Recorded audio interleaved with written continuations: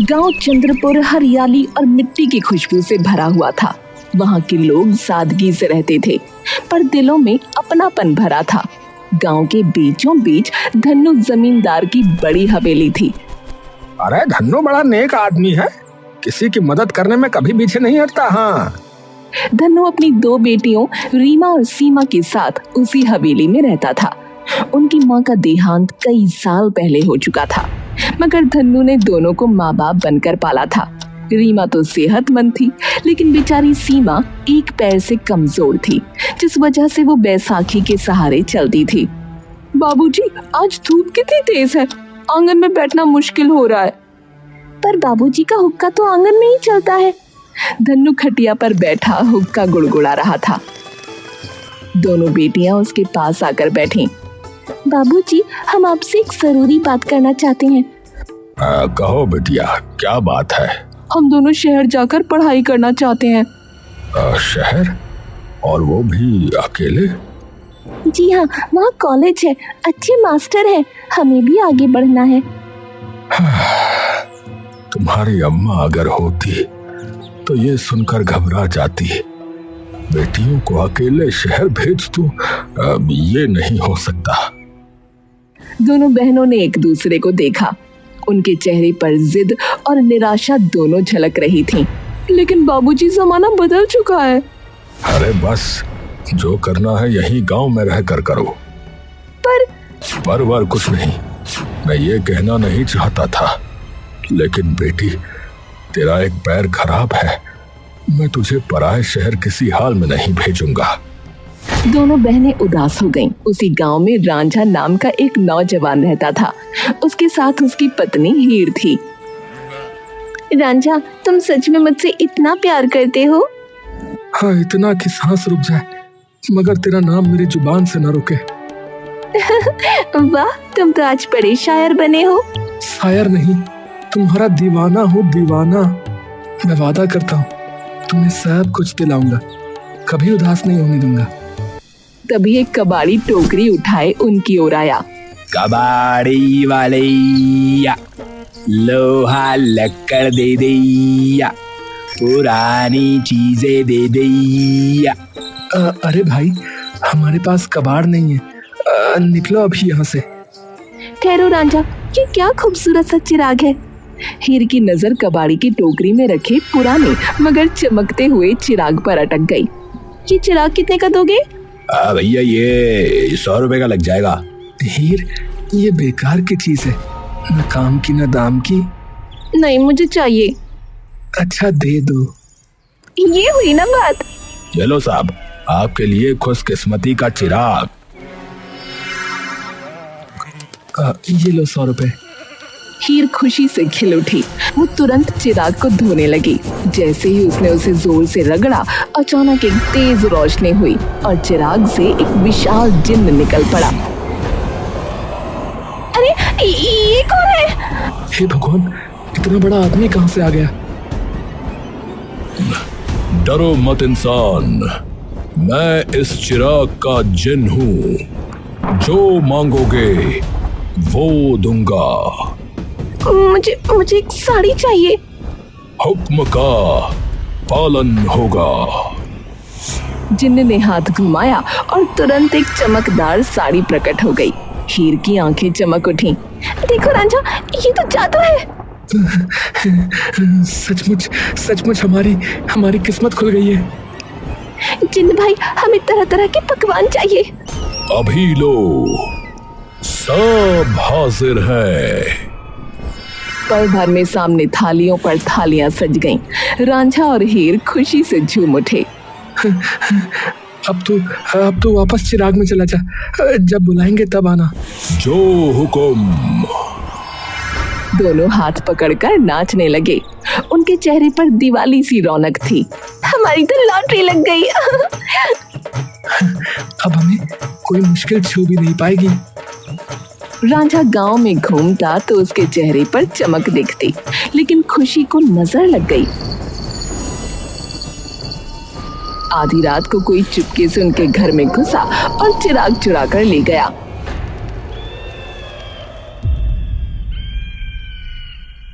रांझा, चिराग कहाँ गया? हे राम, ये तो गायब है। किसने ले लिया?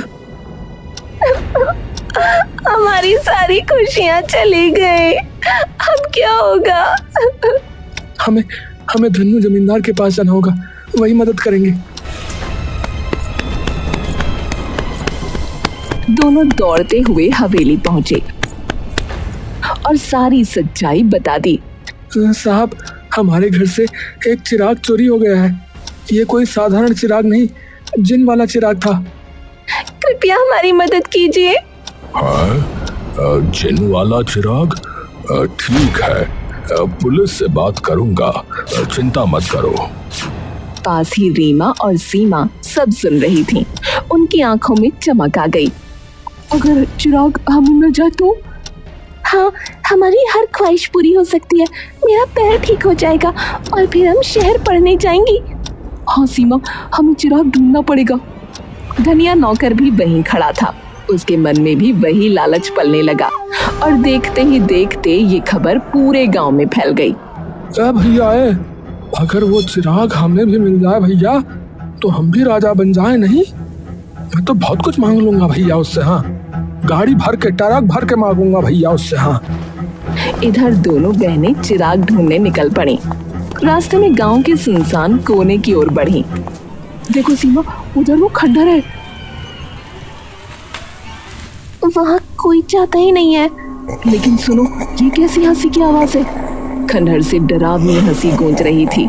दोनों सहम गईं। कहीं ये चिन्ह तो नहीं? चलो अंदर चलकर देखते हैं। रीमा और सीमा धीरे धीरे डरते डरते खंडहर के अंदर पहुंची।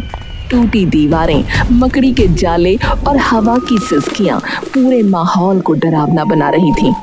सीमा, मुझे डर लग रहा है, चल वापस चलते हैं। नहीं रीमा, अब पीछे हटना नहीं है, हमें सच्चाई जाननी होगी। पर अगर सच जानकर ही मर गए तो? और अगर ये जिन्न हमारे काबू में आ गया तो? सोच, हमारी चांदी चांदी हो जाएगी। इसी लालच के साथ रीमा रुक गई। तभी अचानक अंधेरे से जिन्न प्रकट हुआ। उसका कद आकाश छू रहा था। आवाज गरजती बिजली जैसी थी। ये तो सच में वही जिन्न है। ओ जिन्न, बताओ तुम यहाँ कैसी? तुम तो रांझा के घर चिराग में थे ना? जिन्न की आंखों में अजीब चमक थी। उसने गहरी आवाज में जवाब दिया, उस चिराग को किसी ने चुरा लिया। उसने मुझे यहाँ लाकर ये हुक्म दिया कि मैं इसी खंडहर में कैद रहूं। वो लौटेगा और मुझसे मनोकामनाएं मांगेगा। कौन था वो आदमी? नहीं जानता, बस इतना कह सकता हूँ, वो एक आदमी था। हे भगवान, आखिर कौन हो सकता है? दोनों बहनें हक्का बक्का रह गईं। बताओ जिन, क्या तुम्हें छुड़ाने का कोई उपाय है?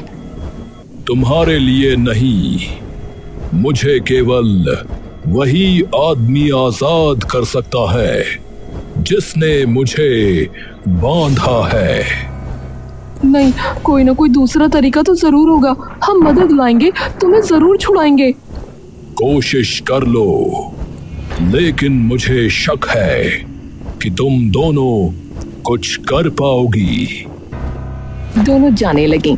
तभी सीमा अचानक रुक गई। सुनो जिन, क्या तुम हमारी एक इच्छा पूरी कर सकते हो? मेरा पैर ठीक कर सकते हो? मैं अब किसी और का गुलाम हूँ, तुम्हारी कोई इच्छा पूरी नहीं कर सकता। अच्छा, तो हमें तुम्हें छुड़ाना ही होगा ताकि तुम मेरा पैर ठीक कर सको। दोनों बहनें वापस लौट आईं। रीमा का दिल भारी था। सीमा, क्यों ना हम बाबूजी को सब बता दें, शायद वो हमारी मदद करें। नहीं, दो वजहें हैं। पहली, बाबूजी हमें डांटेंगे कि हम खंडहर क्यों गए। दूसरी, अगर गांव को पता चला तो सब चिराग के पीछे पड़ जाएंगे। हाँ, सही कहती हो। तो अब हमें ये मामला खुद ही सुलझाना होगा। उस दिन से दोनों ने गांव वालों पर नजर रखनी शुरू कर दी। पर तभी अचानक गांव में लोग पागल होने लगे। हाय हाय, मेरे पिताजी को क्या हो गया? मेरे पिताजी को क्या हो गया? अच्छे भले थे। मैं नन्हा बच्चा हूँ, दूध पीकर सोता हूँ। मैं नन्हा बच्चा हूँ, मैं तो नन्हा मुन्ना हूँ। ये चाचा को अचानक क्या हो गया? उम्र का तकाजा है। लेकिन एक दिन भी नहीं गुजरने पाया, गांव में और लोग भी ऐसे ही पागल होने लगे। हाँ, मैं तो हिमालय जाऊंगा। हाँ, तब करूंगा। हाँ, भगवान से वरदान लूंगा। हाँ, मैं जा रहा हूँ। मैं खुद भगवान बन जाऊंगा। मैं खुद भगवान बन जाऊंगा। चुप हो जाओ सब, वरना गब्बर आ जाएगा। हे भगवान, ये हो क्या रहा है? तूने एक बात नोटिस की? ये लोग जो भी पागल हुए हैं, ये सब उस खंडर की तरफ गए थे। हाँ, तू सही कह रही है। मतलब वो जिन लोगों को पागल कर रहा है। तभी उनकी नजर गांव की बूढ़ी औरत पर पड़ी।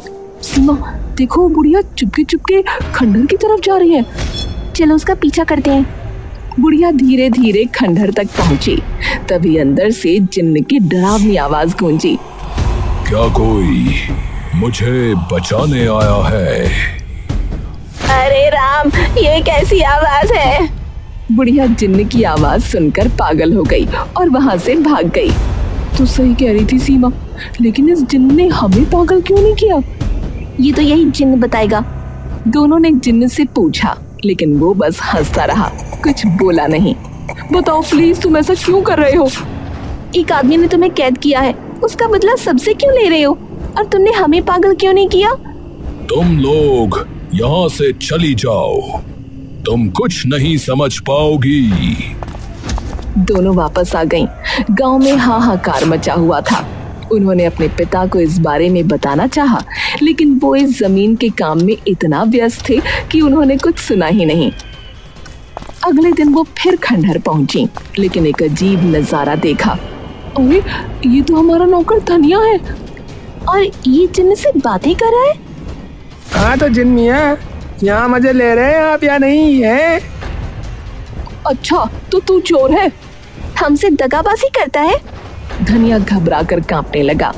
नहीं नहीं नहीं मालकिन, मैं चोर नहीं हूँ, बस ऐसे ही आ गया मजे लेने। झूठ। अगर सच कह रहे हो तो इसने तुम्हें पागल क्यों नहीं किया? आपको भी तो नहीं किया। क्यों नहीं किया? यही तो कुछ समझ नहीं आ रहा है। ये जिन्न, तू यहाँ से चला क्यों नहीं जाता? आजाद होऊंगा तो चला जाऊंगा, तब तक इस गांव को पागल कर दूंगा। सीमा, हम इन चक्करों में क्यों पड़ गए हैं? और क्या करें, बाबूजी मानते ही नहीं। अगले दिन वो फिर खंडर पहुंची, लेकिन इस बार अंदर सन्नाटा था। सीमा, जिन्न कहाँ गया? कहीं कहीं उसे कोई ले तो नहीं गया? हे भगवान, अब हम क्या करेंगे? दोनों बहनें चारों ओर भाग भाग कर ढूंढने लगीं, पर जिन्न गायब था, जैसे धरती निगल गई हो या आसमान चुरा ले गया हो। रीमा और सीमा की आंखें सुर्ख थीं।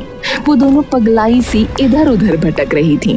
सीमा, सब तुम्हारी वजह से हुआ है। तुम्हारे लालच और तुम्हारी जिद ने हमें यहाँ तक पहुँचा दिया।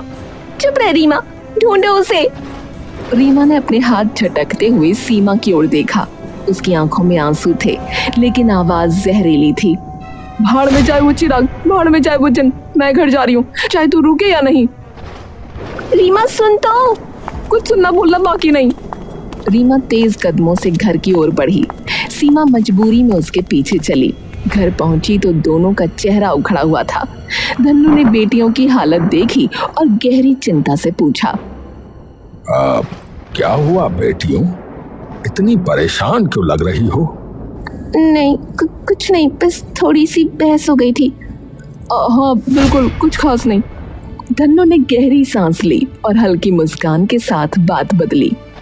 अच्छा, तो सुनो, मेरे पास तुम्हें देने के लिए एक खुशखबरी है। खुशखबरी? कैसी खुशखबरी? मैंने तय कर लिया है कि मैं तुम दोनों को शहर पढ़ने भेजूंगा। सच? दोनों बहनों की आंखें चमक उठी। वो अवाक सी धन्नू को देख रही थीं। लेकिन अचानक ये फैसला कैसे? हाँ बेटियों, मैं देख रहा था तुम दोनों पिछले कुछ दिनों से बहुत परेशान हो। मैं तुम्हारी मुस्कान खोना नहीं चाहता, इसलिए तुम्हारी बात मान ली। पिताजी आप सबसे अच्छे हैं। हमें हमारी मंजिल दे दी आपने। खुशी के इस तूफान के बीच सीमा का दिल अब भी बेचैन था। रात को उसने रीमा से धीरे से कहा, रीमा, मुझे चैन नहीं पड़ रहा। चिराग और जिन्न की सच्चाई मुझे खाई जा रही है। बस कर सीमा, अब हमें उन बकवास बातों से दूर रहना होगा। हमारा सपना पूरा होने वाला है। लेकिन पिताजी अचानक मान क्यों गए? मैं तो अभी भी अपाहिज ही हूँ। पागल हो गई हो तुम। जा रही हूँ पिताजी से बात करने। मैं अभी शहर नहीं जाना चाहती, मुझे इस बारे में पता लगाना है। अरे पिताजी सो रहे होंगे। ठीक है। अगली सुबह दरवाजे पर दस्तक हुई। एक वकील कुछ कागज लेकर आया। जमींदार साहब हैं? अभी नहीं, पर आप बताइए। ये कागज रख लीजिए। वो जो जमीनें उन्होंने खरीदी हैं वही। कौन सी जमीनें? वकील ने फाइल दिखाई तो सीमा के पैरों तले जमीन खिसक गई, क्योंकि ये जमीनें उनकी थीं जो लोग पागल हो गए। सीमा समझी? पिताजी तो अक्सर जमीन खरीदते बेचते रहते हैं, इसमें अजीब क्या है? लेकिन ये वो सब लोग हैं जो अपनी जमीन नहीं बेचते थे। पिताजी ने इनके पागल होने का फायदा उठाया है, या इनको पागल पिताजी नहीं किया है? पिताजी कैसे पागल कर सकते हैं? पता नहीं। चल पिताजी से डायरेक्ट बात करते हैं। सीमा और रीमा धन्नू को खोजने निकल पड़ी। वो गांव में निकली तो देखा कि धन्नू रांझा से लड़ रहा है। रांझा, बहुत पछताएगा तू। मैंने क्या किया? तुझे पता है तूने क्या किया है। मेरी चीज वापस कर। क्या चीज पिताजी? रांझा भैया ने क्या चुरा लिया? चोरी तो उनके घर हुई थी। तुम लोग घर जाओ। बताइए ना, क्या चोरी हुआ है? रांझा भैया के घर से तो चिराग चोरी हुआ था। आपका भी चिराग चोरी हुआ है क्या? क्या बकवास कर रही हो तुम? तभी सीमा ने कुछ ऐसा किया जिसे देखकर धन्नू सहित पूरा गांव हैरान रह गया। उसने अपने पल्लू से चिराग बाहर निकाला और कहा, शायद आप यही ढूंढ रहे हैं। गांव की चौपाल पर सब इकट्ठा थे। सीमा के हाथ में चिराग देखकर सबकी सांसें अटक गईं। धन्नू की आंखें फैल गईं। रीमा भी हैरान खड़ी थी। ये चिराग तेरे पास कैसे आया सीमा? बहन, तूने हमें बताया क्यों नहीं? बताती हूँ, सब बताती हूँ। सीमा की आंखों में आंसू थे। उसने कांपते हुए सच कह दिया। कल रात मैं बाबूजी से मिलने आपके कमरे में गई थी। आप सो रहे थे। तभी मेरी नजर आपकी अलमारी पर पड़ी जो खुली रह गई थी। अलमारी? उसमें क्या था? वही चिराग। मैं समझी शायद ये कोई संयोग हो, पर जब सुबह वकील साहब आए और उन्होंने बताया कि जिन लोगों की जमीन आपने खरीदी है वो सब वही लोग हैं जो पागल हो गए, तब मुझे यकीन हो गया। बाबूजी, आपने जिन्न को खंडर में कैद किया ताकि वो गांव वालों को पागल करे और आप उनकी जमीन हड़प लें, है ना? गांव में सन्नाटा छा गया। सबकी निगाहें धन्नू पर टिक गईं। झूठ, बिल्कुल झूठ। मैंने ऐसा कुछ नहीं किया। तो फिर ये चिराग आपके पास आया कैसे? ठीक है, अगर आप सच नहीं बताते तो जिन्न से ही पूछ लेते हैं। सीमा ने गुस्से से चिराग को जोर से रगड़ा। अचानक धुएं का गुबार उठा और जिन्न प्रकट हो गया। अरे मोरी मैया, ये कहाँ गया भैया? अरे बड़ा भयंकर है। अरे बहुत बड़ा है भैया। जिन्न, सच्चाई बता, हमारे पिता ने तुझे क्यों कैद किया था? हाँ, सच यही है। धन्नू ने ही मुझे बांधा था। उसने आदेश दिया था कि उसके घर वालों को कभी पागल ना करूं, पर बाकी गांव वालों को भटका दूं ताकि उनकी जमीन वो हड़प सके। धन्नू का चेहरा राख सा पड़ गया। गांव वालों का गुस्सा अब ज्वालामुखी बन चुका था। है? भैया, इसने लूटा है हमको। भैया पकड़ो इसे। मार डालो इसे। हाँ, मार डालो। हाँ, मार डालो। हाँ, मार डालो। नहीं, ये हमारे बाबूजी हैं। रुक जाओ सब। भीड़ बेकाबू हो रही थी। सीमा ने तुरंत जिन्न की ओर देखा। जिन्न, इन्हें रोको और जिनके घर वाले पागल हो गए सबको ठीक कर दो। जैसा तुम चाहो। पल भर में गांव के पागल लोग सामान्य हो गए, लेकिन धन्नू की ओर सबकी नफरत वैसी ही रही। अरे इस चिराग का क्या होगा ये बताओ। ये रांझा का है, उसी को दे दो। हाँ, मैंने ही इसे खरीदा था। अरे नहीं, ये चिराग इंसान के पास रहा तो फिर से बर्बादी लाएगा। सभी की नजरें सीमा पर टिक गईं। सीमा, ये जिम्मेदारी अब तुम्हारी है, तुम ही फैसला करो भाई। जिन, तुम खुद इस चिराग को लेकर इतनी दूर चले जाओ कि इंसान कभी तुम्हें न ढूंढ पाए। जिन्न ने आखिरी बार गरजते हुए सिर झुकाया और धुएं के साथ गायब हो गया। गांव में शांति लौट आई। बहन, तूने सही किया। बेटियों, मुझसे गलती हो गई। बाबूजी, अब हमें आगे बढ़ना है, हमें शहर जाना है, पढ़ाई करनी है। गांव वालों ने ताली बजाकर दोनों बहनों का हौसला बढ़ाया और कुछ ही दिनों में रीमा और सीमा शहर पढ़ने चली गईं।